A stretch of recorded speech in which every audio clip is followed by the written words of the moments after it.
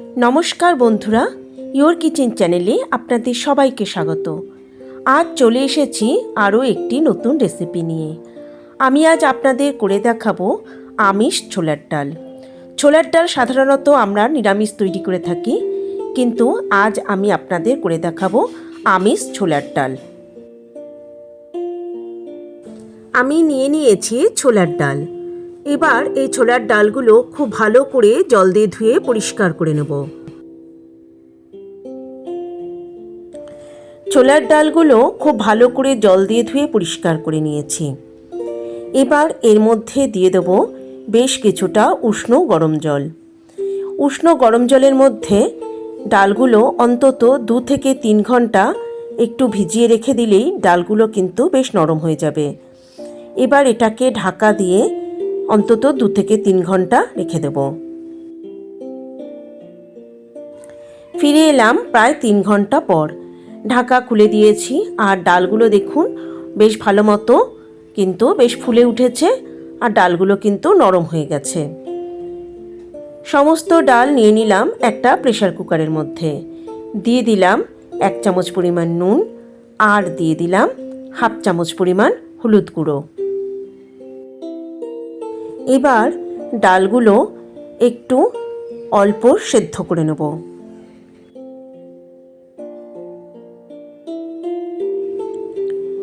ডালগুলো সেদ্ধ করে নিয়েছি আর দেখতেই পাচ্ছেন ডালগুলো কিন্তু একদম গলে যায়নি, এই রকমই একটু দানা দানা বা শক্ত মতোই থাকবে, একদম গলে যাবে না।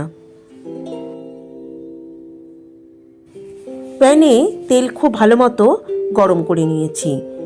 এবার এর মধ্যে দিয়ে দেব একটা তেজপাতা। তেলের মধ্যে একটু হালকা নাড়াচাড়া করে তেজপাতাটাকে একটু ভেজে নেব। এবার এর মধ্যে দিয়ে দেব 1 চামচ গোটা সাদা জিরে। এবার একদম লো ফ্লেমে সাদা জিরে আর তেজপাতা আরও একবার একটু হালকা নাড়াচাড়া করে ভেজে নিলাম। এবার এর মধ্যে দিয়ে দেব কুচিয়ে রাখা পেঁয়াজ।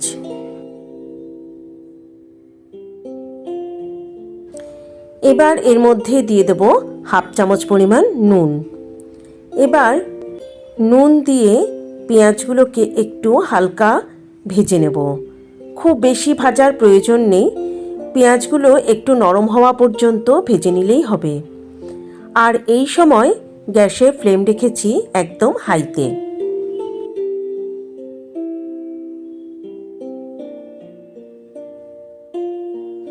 হাই ফ্লেমে কিছুক্ষণ পেঁয়াজগুলোকে হালকা ভেজে নিয়েছি।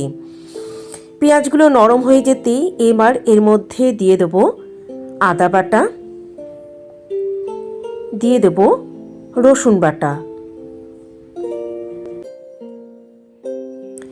এবার আদা আর রসুন বাটা খুব ভালো করে ভেজে নেব যতক্ষণ না আদা রসুনের কাঁচা গন্ধটা চলে যাচ্ছে।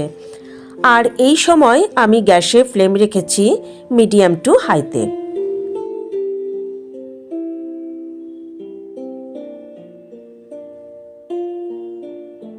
খুব ভালো করে আদা রসুন ভালো করে তেলের মধ্যে ভেজে নিয়েছি। এবার এর মধ্যে দিয়ে দেব জিরে গুঁড়ো, দিয়ে দেব হলুদ গুঁড়ো, দেব লঙ্কার গুঁড়ো,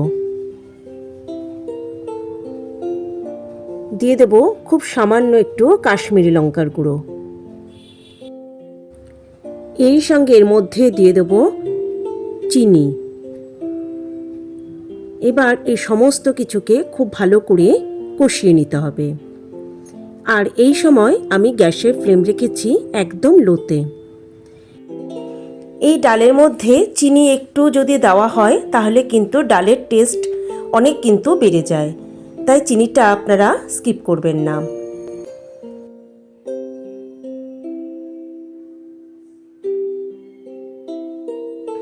খুব ভালো করে সমস্ত মশলা অনবরত নাড়াচাড়া করে ভালো করে কষিয়ে নিয়েছি আর এর থেকে তেল ছাড়তেও শুরু করেছে।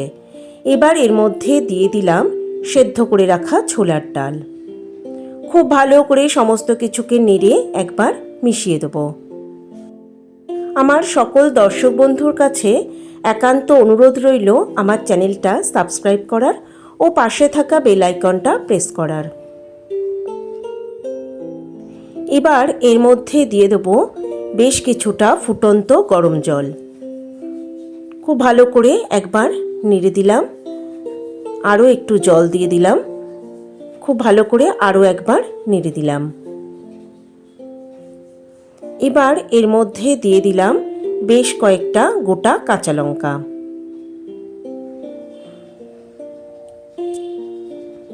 এবার এটাকে ঢাকা দিয়ে একদম লো ফ্লেমে অন্তত 10 থেকে 15 মিনিট রান্না হতে দেব।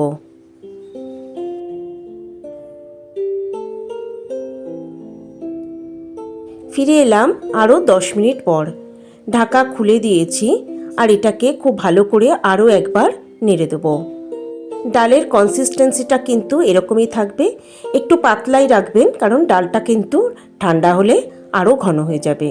দিয়ে দিলাম গরম মশলার গুঁড়ো আর এরই সঙ্গে এর মধ্যে দিয়ে দেব বেশ কিছুটা কুড়িয়ে রাখা নারকেল আর দিয়ে দেব একটু সামান্য ঘি। সমস্ত কিছুকে খুব ভালো করে একবার নেড়ে দেব। এবার আমি গ্যাসের ফ্লেম বন্ধ করে দেব। তৈরি হয়ে গেল আমার আজকের রেসিপি আমিষ ছোলার ডাল। এটাকে ঢাকা চাপা দিয়ে কিছু সময় রেখে দেব, তারপর পরিবেশন করব। লাঞ্চে বা ডিনারে গরম রুটি বা পরোটা লুচির সঙ্গেও আপনারা এই রকম আমিষ ছোলার ডাল পরিবেশন করতে পারেন। রেসিপিটা ভালো লাগলে একটা লাইক, কমেন্ট ও শেয়ার করার অনুরোধ রইল সকল দর্শক বন্ধুর কাছে। তবে আজকের মতো বিদায় বন্ধুরা, নমস্কার।